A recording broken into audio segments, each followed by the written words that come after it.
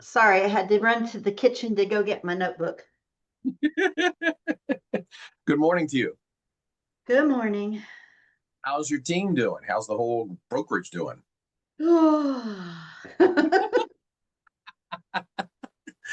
guess that summarizes it. Um, yeah. We did we we did This hire is someone. We hired someone who's going to be leading our mentorship program, which is a really good thing.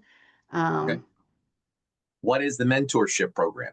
it's for newbie agents or agents who need a whole lot of hand holding. Hmm. Okay. Because And like what's in I had an agent who was supposed to come over as experienced. And she had 6 questions for me on Friday from 10:30 until 6:15 that I was like, these should entry? not be questions from an experienced agent. It's a seasoned agent. Yeah. So when Mhm. you say you're bringing in someone for the mentorship program, what does that mean? You've hired an outside firm that's going to now coach brand new No, agents? No. it's an agent within our in our group who has mentored agents I elsewhere see. I so see. that the two managing brokers can concentrate on recruiting in their offices, and newbie agents will go through that third person who's based out of my sister office. Yeah, so funsies. Is there anything I can provide for guidance or assistance or even the pack as a whole? Is there anything that we can do to help? I think right now we are still trying to get our footing. Okay. We've had some challenges with people I mean, you expect a certain amount of attrition when you have a management or ownership change. Okay. Um, However, what we didn't plan on was people getting really, really nasty about it.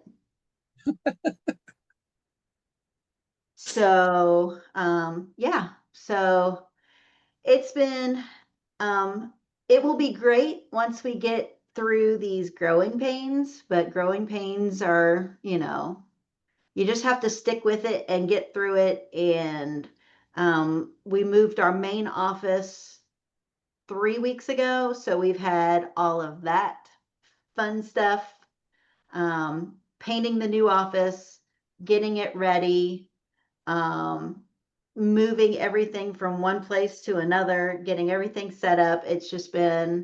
We've had a lot going on. So, for what it's worth, and again, just my perspective, which means absolutely nothing, but since you're here, I'll share it with you. In theory, thinking you attend the call for an altered perspective. So, I'll share that. If you were to break all of this down and pick one thing, and Lynn knows I do this as well when I do the private coaching, tell me what one thing today will contribute to the growth of the business. Meaning, when you're talking to Kristen or the new agent or an agent or an experienced agent, tell me one thing today that grows the business. Just Yeah, one. this call's recorded, Paul. I can't say that. Say what I need to say. All right. So then let me peel it back and offer my perspective as if I'm talking to myself, right? So Hmm. the one thing that I would say today, if there were a list, and we tend to make a lot of lists, and I'm not 100% sure. To me, sometimes the list is anxiety. The list is stressful. The list goes on and on and on. So let's just assume we've got a list of 10 things today that are on the to do list: painting, moving, computer, all that stuff that you were talking about. I would then say, let's categorize those things. Let's make two columns. The ones that grow the business today, meaning if I don't get it done today, I'm out of business. Like it is almost that extreme. It is critical, not crucial. Crucial is important, Hmm. critical is deadly. So the thought process would be, okay, I'm looking at 10 things. Now let me categorize those and put them in the column of must get done or the business goes under, and everything else is secondary. If we were to do that, I can probably guess that most of the things on that list are on the latter part. They are not on the must get it done or the business goes under kind of thing. So if there was that one thing, and again, from my perspective, sharing our calls from last week where we had the hot seat where all four of us were on the call, you're hearing four different perspectives. You're hearing people engage with us on the call with their perspective, which is absolutely incredible. I love all of that engagement. The thought process would be, okay, what should that one thing be? From my perspective, the thing that I talked about is I believe that you, me, Linda, anybody else that's on the call, we are the thing that needs to be nurtured or the business goes under. I believe that we are the niche. I don't believe that the first time home buyer, the investor, the senior citizen, that I don't understand niche up, niche down. I don't get that. I actually believe that was a weird flicker. I actually believe that we are the niche. So for me, I invest plenty of time in making sure I can articulate a message with influence that people will want to hear and follow. So with that being considered, I would say, okay, then let's take a look at the data, maybe in the geographic territory, which I'm not 100% familiar with your geographic territory, but I'll use a blanket statement for the nation. Here's a factual statement for the nation. 20% of people that file tax returns have a Schedule E, meaning they are investors. They have multiple properties. In some geographic territories, it's as high as 27%. Again, we should know the data. And I always say, hey, shouldn't you know if there are fish in the pond before you throw your fishing rod and bait in the water? You're throwing it in an empty pond and expecting to catch something. I don't understand. Go to where the fish are. So if we were to just say, for the sake of example, 20% to be conservative are investors. Now, investors, from what I know, are not as concerned with the color of the toilet, the color of the tile, the color of the painting, the wallpaper. Is this thing going to make money? Great, let's take a look at this and go after it. So sometimes an investor can be theoretically easier to work with because it's not actually their home and they're not concerned about the little things that a buyer would normally be. Okay, not a bad idea. Well, if 20% of the people in my zip codes are investors, how do I get to them? From my perspective, the people that know who the investors are, there's two of them, your accountant and your financial advisor. Within their book of business, they know who they are. The accountant because he follows their returns, and the financial advisor because he manages their money. And most financial advisors have real estate as part of a healthy portfolio.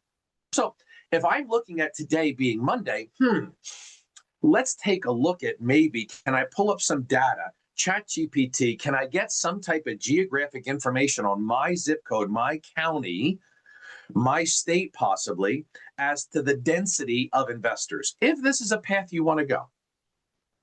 So then from there, I would make the one phone call to the accountant and say, hey, buddy, what's going on? How you been? How's business? I got an idea. I got an angle. But first, let me ask you some questions. And the first question would be always, for me, it's BS. Book and sources. Book and sources. What's the size of your book? Where's your business coming from? Oh, just out of curiosity, how many of your clients are investors? You know, you file a Schedule E for. The nationwide statistic says it ranges from 20 to 27%. Where's your book fall? Oh, about 20%. Great. You told me you got 200 clients. So that means you have 40 people, 40 clients that are investors that are looking for multiple properties. Now, are they looking at properties in your state, in southern states, in other states? Where are they looking? You file their Schedule E, you know. So with that in mind, I'm now doing what? I'm figuring out which pond has the fish in it. So for me, that just makes sense. For others, it may not. It's summer. I'm on vacation. I don't care about this. I'm not doing that. I'll cry later about my bills. I just want to have fun today. And you see, attendance usually goes down a little bit in the summer, which I don't understand. This is when you should be attacking when everybody else is resting. But that's my perspective. So for me, when you say all of that stuff going on in the office, here's how I interpret that. And I'm saying it respectfully. It's all a distraction. Check the chat.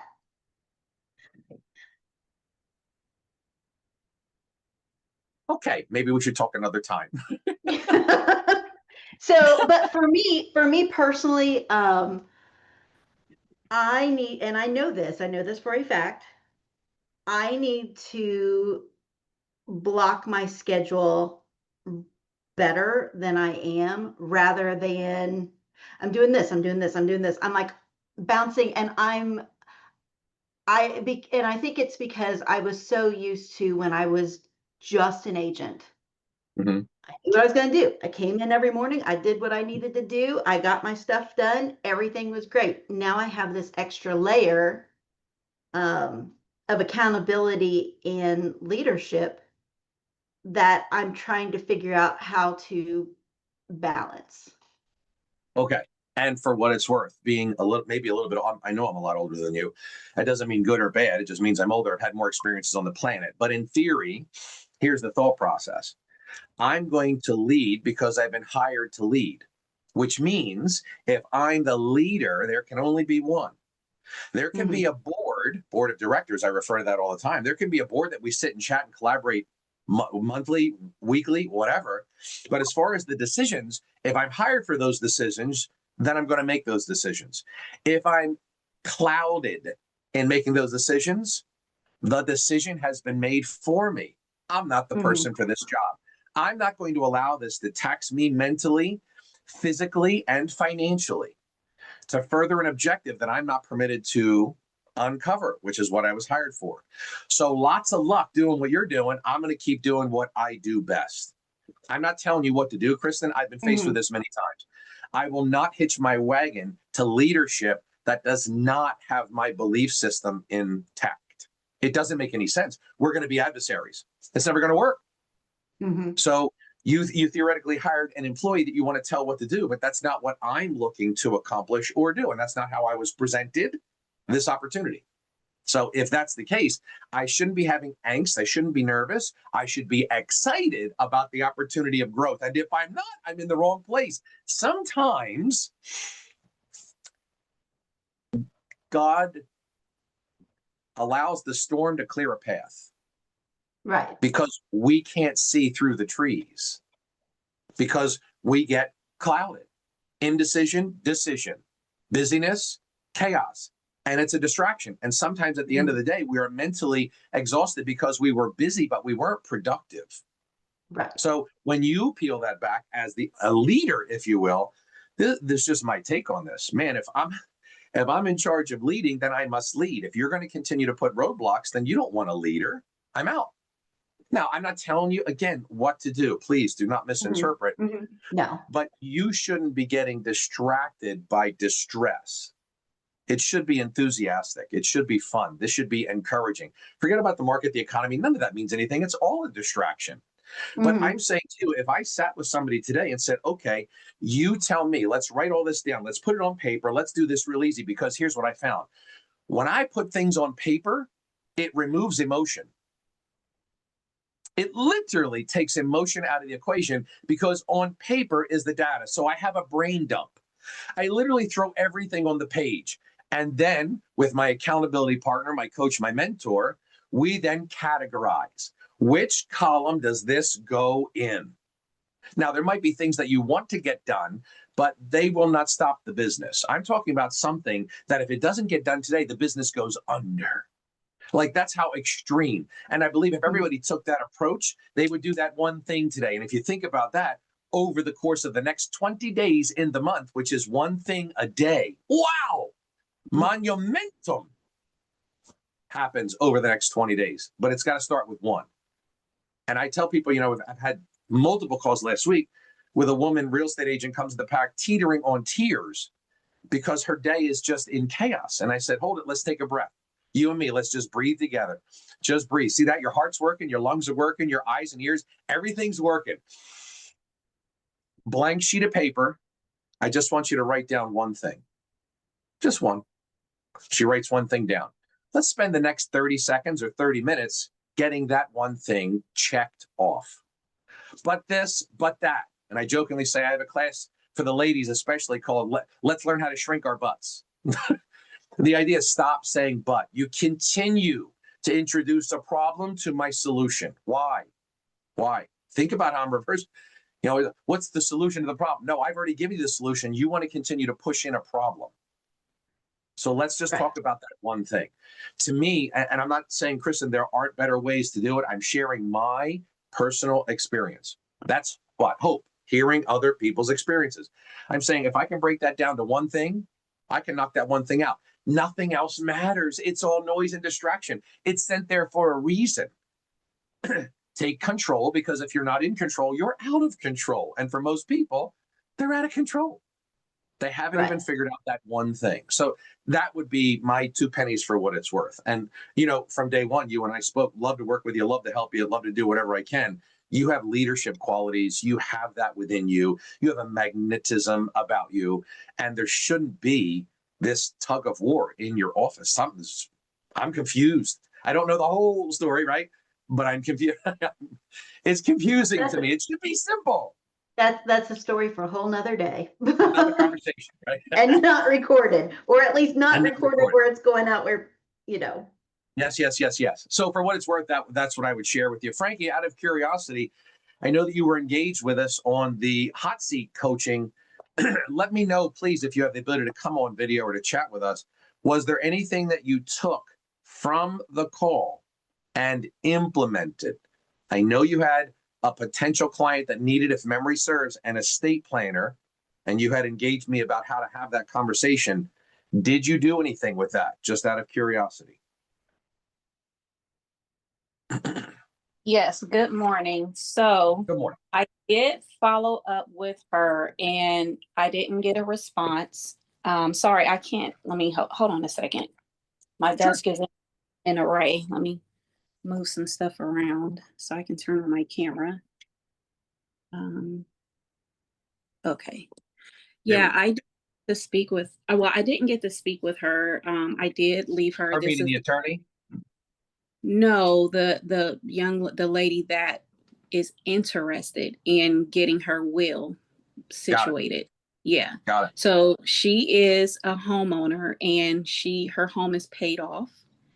She's in the home by herself. And so I did call her, but I didn't get a response. And that will be the second time that I've called and left a voicemail. Ironically, today, that's why I was actually late on the call.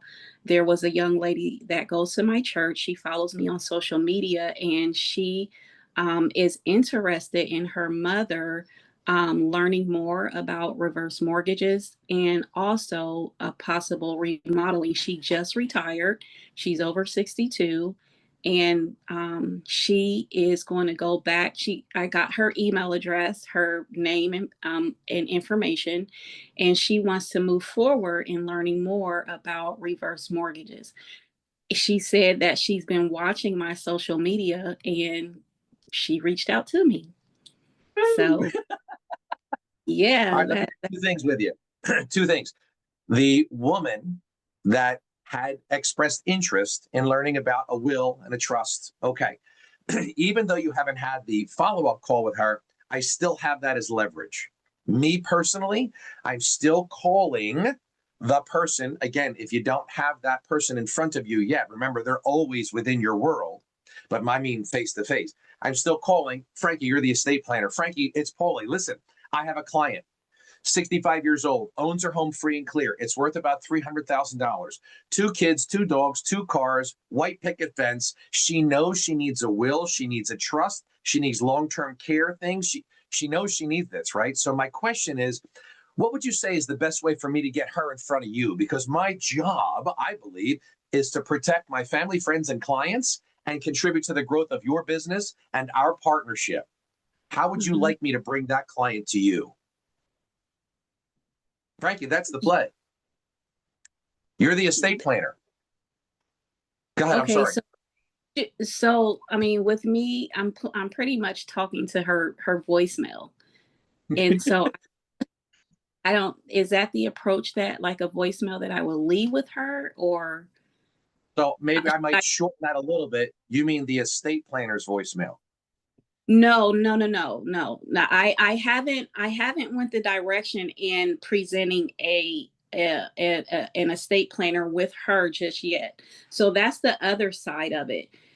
when I think of the estate planner, I want to be able to be reciprocal. So I have to present myself. I have two estate planners that I'm interested in reaching out to, but I Hold haven't it. completed. Oh, Let me do this for you. Yeah. I'm catching the words, darling. I'm catching your words. Be careful. That okay. you're interested in? No, they're interested in working with you. Why would they be interested in working with you? Set the framework. I don't chase. It chases me. I showed you all the picture of Kelly Anderson having 5, 6, 7 people come to her meeting. They come to her. They bring her opportunity. Gang, I'm doing my best to help you understand.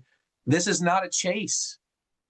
They are coming to you. You are a magnet. You are an influencer. So when you say there are 2 estate planners I would like to get to or want to work with, it's the exact opposite. These 2 estate planners are going to love working with me. Why? Think about this. Your broker, your coach, your mentor, nobody ever taught you the stuff that you've learned here, meaning 67% of the population from age 18 to 72 doesn't have a will, no trust. Over 72%, credit to Linda Dow, 19% don't have it. So what that means is everybody between 18 and 72, I got to get to because that's the bulk of the population. How many real estate agents have been taught that? Zero. So you are going into this with the confidence that nobody else has. You're not chasing her. They're going to be loving to work with you. It's the opposite. Just shift the mental perspective, that framework. Now, with that being considered, I don't care if I'm only getting the voicemail of the client or not. It is the exercise of the concept, Frankie, that an estate planner has never heard from a real estate agent. Every client that I help, every client that I've closed, and all of my future clients, I know your world, estate planner, and I know 67% of the population up to age 72 doesn't have a will or trust. They need you. So when I close 10, 20, 30, I just multiply that by 67. That's how many clients I have for you. I started implementing this a month ago, and I've already got my first client for you. We're playing voice tag right now, but she's got everything that she needs to have in order to have you. She needs this. She doesn't have this. She doesn't. That's number one. I got more coming. I'm just curious. Would you be interested and willing to learn how to contribute to my business in the same manner I'm contributing to yours? Would you be interested to learn a little bit more about me and my family and my business and what I'm doing that I can generate clients for you like that? Would you be interested in sitting down with me and helping understand a little bit more about me because I'm looking for a partner? I'm hiring board members for my real estate empire. I'm hand selecting the right professionals in town to get that seat and to get all of my clients. Would you be interested in having a conversation about that? Pick and choose which one you like, baby. This is recorded. Go back and listen to it. Make it work for Frankie. Okay. I think I did something wrong when I initially started this. So I mean, I had the I had the conversation with the homeowner. I did that.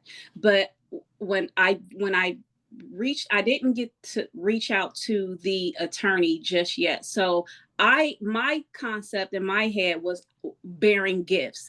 So now that I'm trying to get the homeowner back on the phone I did let her know that I have information that I can give to her to help her create her will. I gave her that information.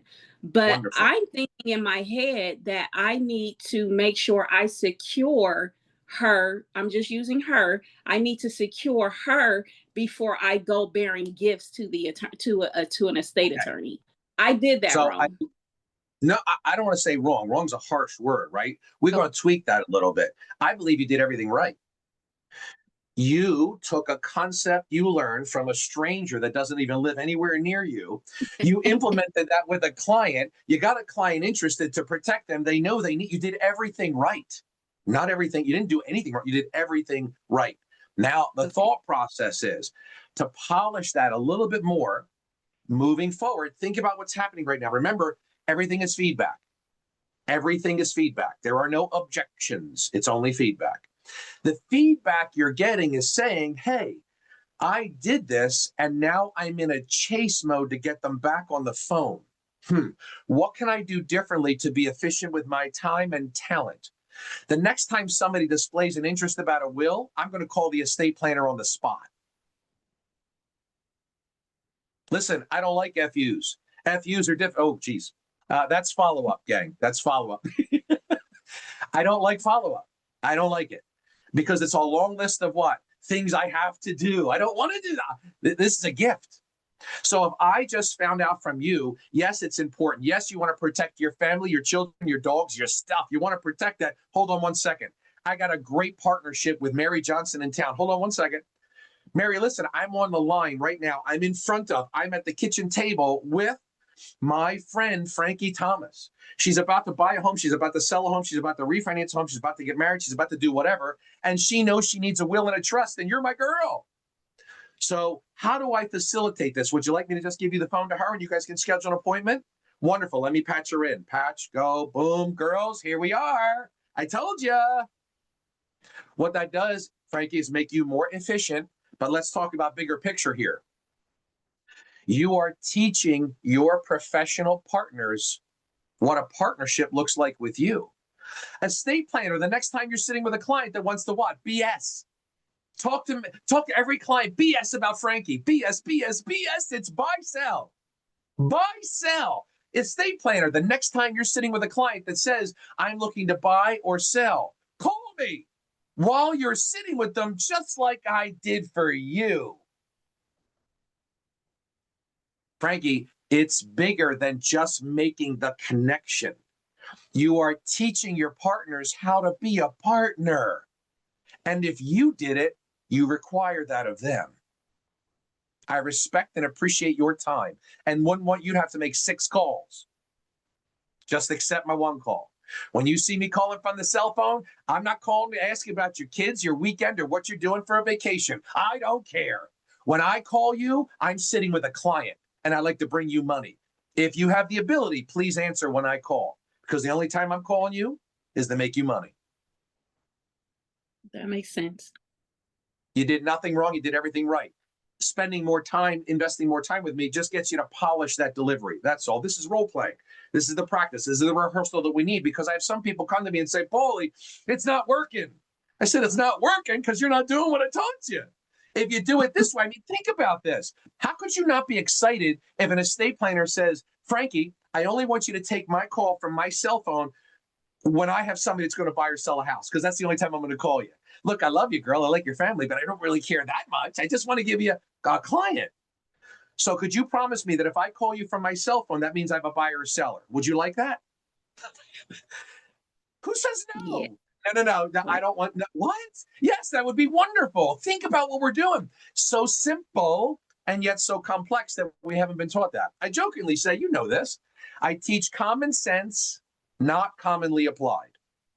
When you really think about what I just shared with you and do that role reversal, would you take a call from an estate planner that has somebody wants to sell their house and be excited about it? You're damn right you would. Yep. So when you reverse that role, you need to do the same thing for them. Remember, reciprocity starts with you, not with them. So what are you expecting in return? Then you must give that first. It's so simple. We just got to practice that. Does that make better sense, Frankie? That makes better sense. Perfect sense. Yes. Yeah. So even if you're ever thinking like, and you have my number, even if you're thinking, okay, this isn't working, here's the challenge, right? I'll never ask anybody, what do you need help with? You don't know. You don't. This is such a weird question. In other words, Frankie would not have known to call me and say, Paulie, I need to walk through this with you. She wouldn't have known that. By the grace of God, she comes on this call. I ask her a question, she engages and now tells me what's going on. She wouldn't have known to bring that to my attention because in theory, she is doing what she's heard. Right. But these are minor tweaks that result in a major difference. Mm-hmm. Minor tweaks, major difference. Jokingly, it becomes common sense once it's taught to you. Prior to that, it's not common sense. It's like the kid that runs in the street after the ball. If he wasn't taught or gets hit by a car, he doesn't know not to do that. Children don't know that. They need to be taught. We're no different. Now, once you're taught, don't run in the street with the ball because you're going to get hurt. Once you're taught and still do it, then we look at that person like they're an idiot. They must be drunk, high, or an idiot because you were taught not to go in the street with a ball. Once you learn common sense and don't exercise it, what are you? We would call that person an idiot. Well, think about this with respect and love. Charity is clarity. After you're taught something and don't implement it, damn.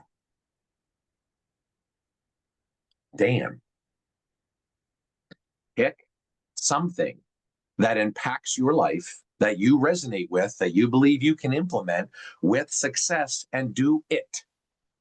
Not all the stuff, it. Frankie, you have that client, whether they're talking to you at this particular moment or not, it is the exercise of the concept that should still get that estate planner's attention. Remember, gang, you will never get anybody's intention. I want your business. Never get their intention until you get their attention. How do you get their attention? Make them money. Show them the exercise you are doing that no other agent is doing that now gets their attention. So would you be interested and willing to learn how to help me? So think about that. Let's talk about what does that look like out of curiosity. Gang, I can't do chat and talk at the same time. I'll catch up in a second. So now the thought process is with that estate planner, how many people do they have? Book and sources. And then I want to know how many people die a year that have to sell their home. We talked about this on that call with Kelly Anderson. That estate planner said every year, I have 15 people that have to sell their home. 15 at minimum. 15. That's one a month. 15. Your life is altered, gang. One phone call. Your life is altered. Thoughts or questions? We're 2 minutes over. I apologize. Frankie, I'm hoping to goodness that really does help you be able to implement that. It really helped me sort out in my head which direction to go first. So yeah. I appreciate that. But I'm as far as her, she reached out to me. So, it's not that I was reaching out to her. She reached out to me, not once, but actually twice. So I'll just. So we would think that this is important to her, but we have to also recognize, and this is the part where a little bit of empathy has to come in a little bit. We don't know what they're dealing with. We don't know what they're going through. We don't know what's happening with the husband, the kid, the dog. We don't know any of that. So at that moment, they got excited. Another moment, they got excited, but then got distracted. And then we get frustrated. Don't get frustrated. Everybody has their own thing that they're working through, right? Great job, though. I love that. And continue to keep me posted on this. I'm looking to hear a magnificent success story with this. Yes, I will. Any other thoughts or questions for me, gang? All right. God bless you guys. Implement that thing. Have a wonderful day. See you next week. Thank you.